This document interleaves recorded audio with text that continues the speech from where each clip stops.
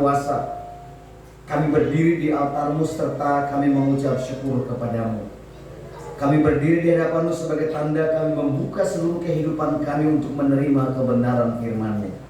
Berilah kami semua pengertian, berilah kami semua Roh Kudus-Mu, supaya kami dapat mendengarkannya, memahaminya, serta kami dapat melakukan kehendak firman-Mu.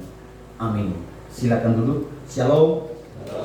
Sidang Jumat yang dikasihi oleh Tuhan, mari kita membuka Alkitab kita sesuai dengan penanggalan Almanak Gereja Kalimantan Evangelis. Mari kita buka dalam Perjanjian Baru, yaitu kitab Korintus dalam Perjanjian Baru. Pertama Korintus pada pasalnya yang ke-9. Kita akan membaca ayatnya yang ke-24 sampai dengan ayatnya yang ke-27. 1 Korintus pasal 9 ayatnya yang ke-24 sampai dengan ayatnya yang ke-27. Saya baca ayatnya yang ke-24. Sidang jemaat akan membalas 25. Kita berbalas-balasan sampai dengan ayatnya yang ke-27. Kalau sudah dapat katakan amin. 1 Korintus pada pasalnya yang ke-9 ayatnya yang ke-24 sampai dengan 27. Kita bisa memulainya. Saya baca ayat 24, sidang jemaat semua membalas ayat 25 dengan suara yang nyaring. Kita bersahutan-sahutan sampai 27. Demikian firman Tuhan. Tidak tahukah kamu bahwa dalam gelanggang pertandingan semua peserta turut berlari, tetapi bahwa hanya satu orang saja yang mendapat hadiah? Karena itu larilah begitu rupa sehingga kamu memperolehnya. Tiap orang yang turut mengadu gelanggang dalam pertandingan menguasai dirinya dan mereka beribadah demikian dan berdosa suatu upaya. Tetapi kita untuk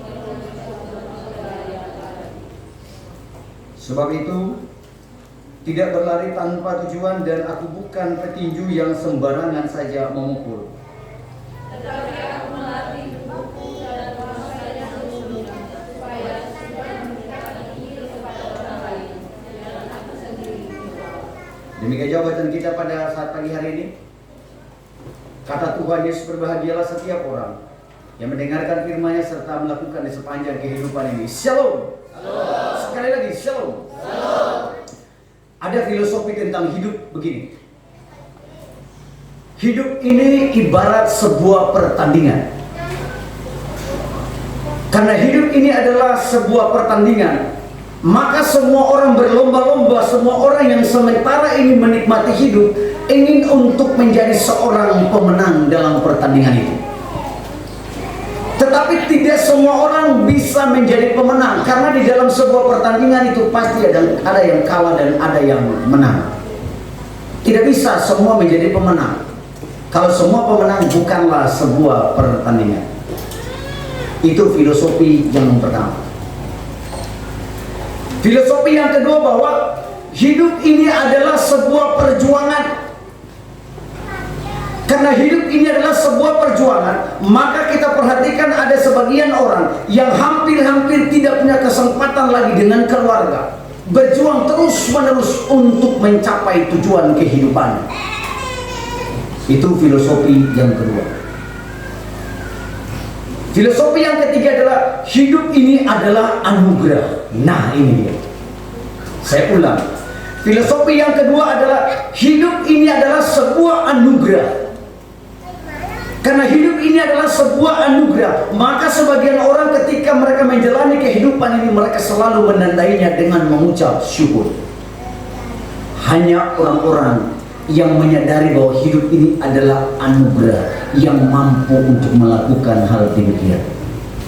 Setelah filosofi tiga yang saya kutip dari beberapa buku, dari beberapa penulis, maka muncul pertanyaan buat kita. Apa sih filosofi hidup saudara dan saya? Tidak boleh jawab di sini, jawab dalam hati aja. Dari filosofi yang tadi saya katakan menurut beberapa penulis buku tadi, lalu kita bertanya, apa sih filosofi hidup saya? Selama saudara dan saya mengaruniakan kehidupan di tahun kurang lebih 365 hari, dari filosofi-filosofi hidup itu, kita menemukan dan menentukan kita ada pada posisi yang mana.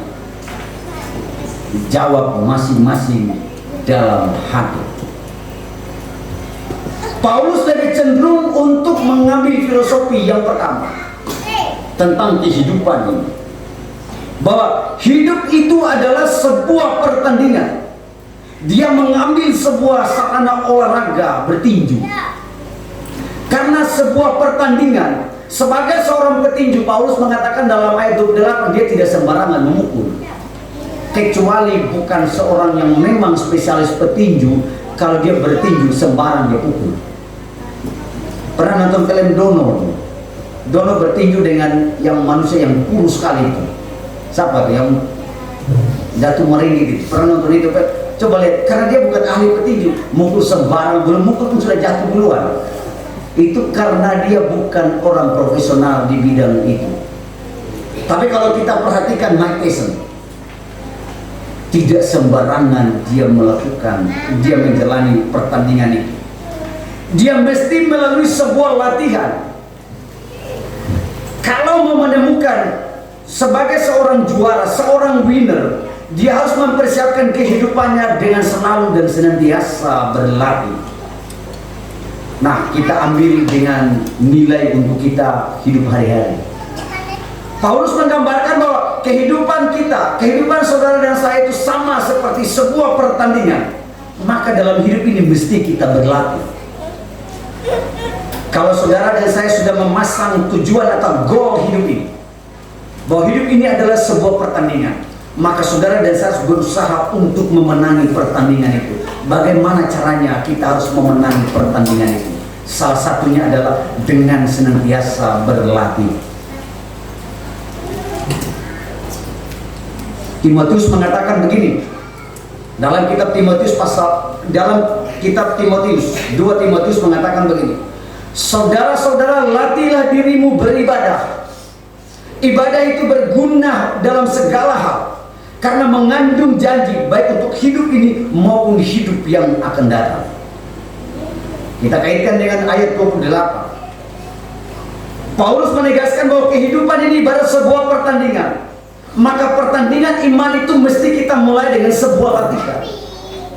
Kita ambil referensi dari apa yang dikatakan Timotius itu. Latihlah dirimu beribadah. Karena ibadah itu mengandung janji. Saya kasih tahu buat kita semua tuh. Ibadah itu mengandung janji, bukan kata saya loh. Karena dia mengandung janji baik untuk hidup yang ini yang kita sementara ini dan hidup yang akan datang. Besok tanggal 1 dan seterusnya dia mengandung janji. Apa janjinya? Apa janjinya saudara? Saya kira janji yang paling mudah kita ingat, Yesaya 55 ayatnya yang ke-8. Itu dikatakan begini, rancanganku bukanlah rancanganmu, dan jalanku bukanlah jalanmu, tetapi setinggi langit di atas bumi, aku telah merencanakan damai sejahtera bagi kamu. Ini tujuan kehidupan saudara dan saya. Jadi kalau kita tidak berusaha untuk berlatih iman kita, maka rancangan Tuhan yang tinggi dari langit ke atas bumi, yang tinggi itu, saudara dan saya akan mengalami kesulitan untuk menggapai rancangan Tuhan itu.